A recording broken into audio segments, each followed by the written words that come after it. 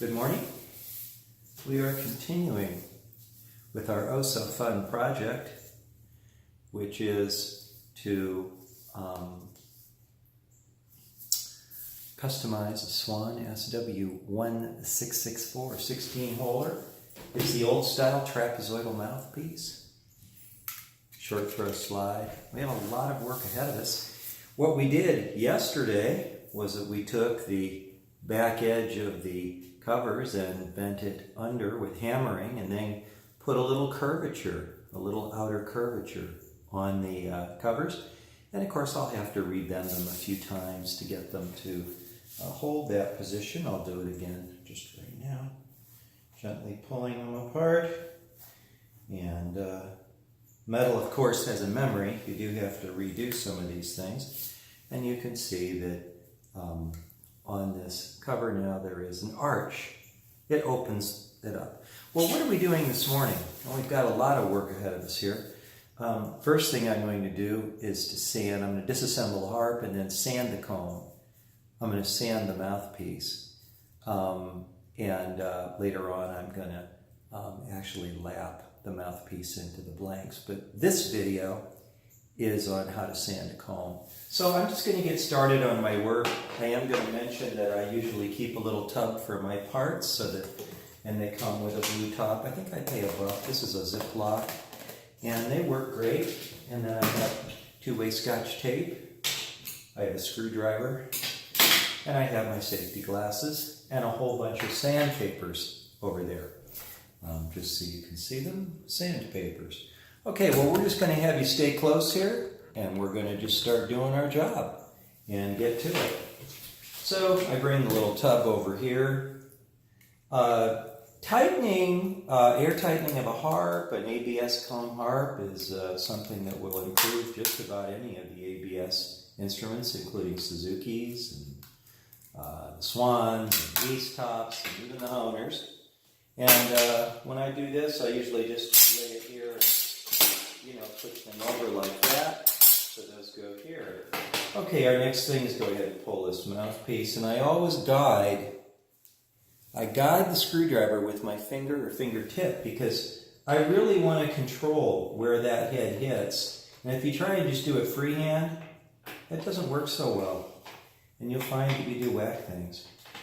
I was really excited to do this particular customization because it's such an affordable instrument, and I really look at that as a nice plus. I mean, you can see that these are those stanchions, and they're actually held in place by the reed plates. So now we're going to just start taking apart the harp, and a lot of times here we go with my fingers. Remember, I told you again that I guide the screwdriver here, and I'll go ahead and...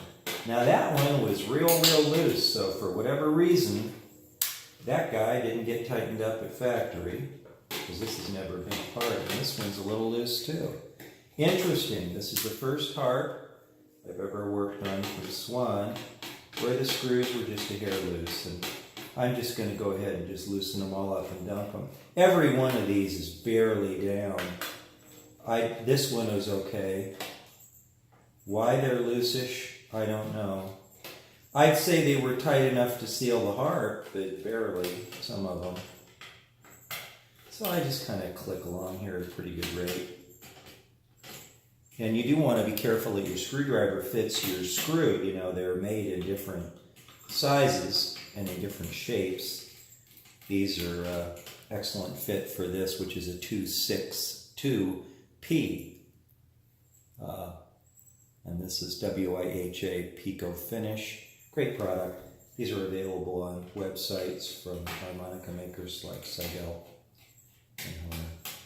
So I've unscrewed these ones, and I just flip it over, and then they all drop out. I don't really need to touch it much. One of them stuck.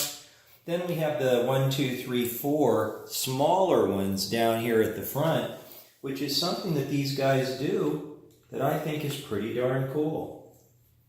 And what I'm going to do is keep these separate, because it's not as easy as one might think to tell the difference between them.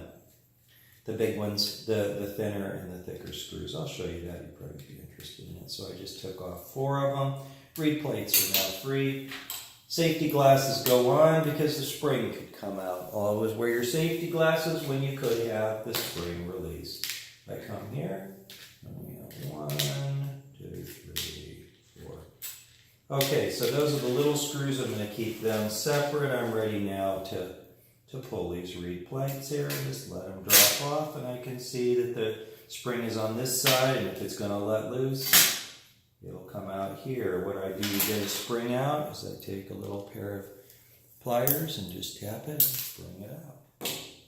And these things now, they'll come out. I don't want those. Those are the stanchions.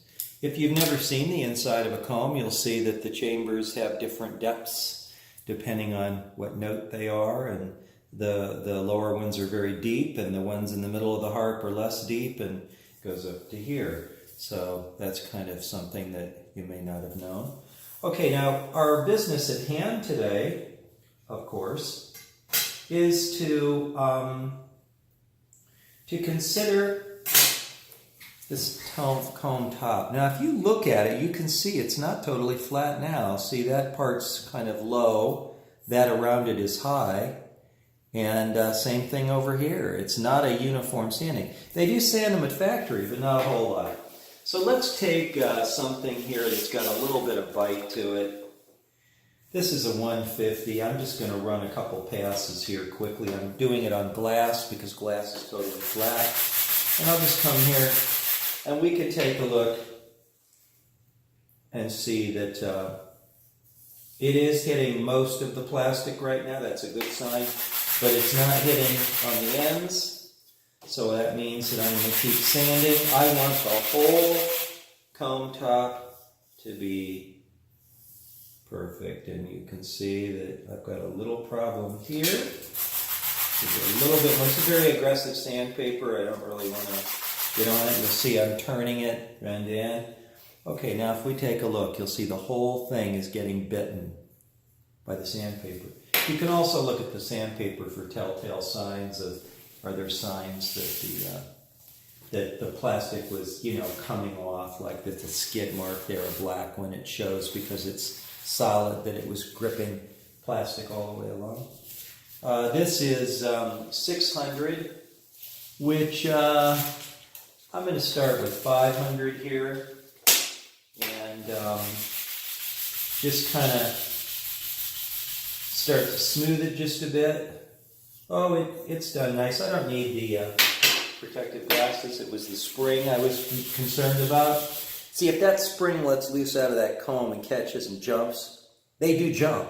If it hits your eye, you could be blinded for life in that eye. If it hit in the smack middle of the cornea. So it would take some bad luck, but the whole point here is to do things in such a way where you're protecting yourself. This is looking very good. You can see that this comb is looking pretty smooth right now. Pretty good. Quite uniform. You want to take a look and make sure that every one of these chambers is being sanded and that it is being affected, and it is. See, I can show you with the light. Okay, now let's go to our finish. This is 600. I have a little sponge because as you do this, you want to clean up your stuff and you throw these away because they have particulate plastic on them. You don't want to use them around food anymore. They are junk at this point. And now we do this finish sand here. And I can see again that the line on the sandpaper, because it's fleshed in, I do know I'm biting all the way along that comb, which is super cool. And here we come here, and the entire comb surface is smooth, smooth, smooth. This one went pretty quick. Okay, that completes the customization that we were working on, which was sanding of the comb.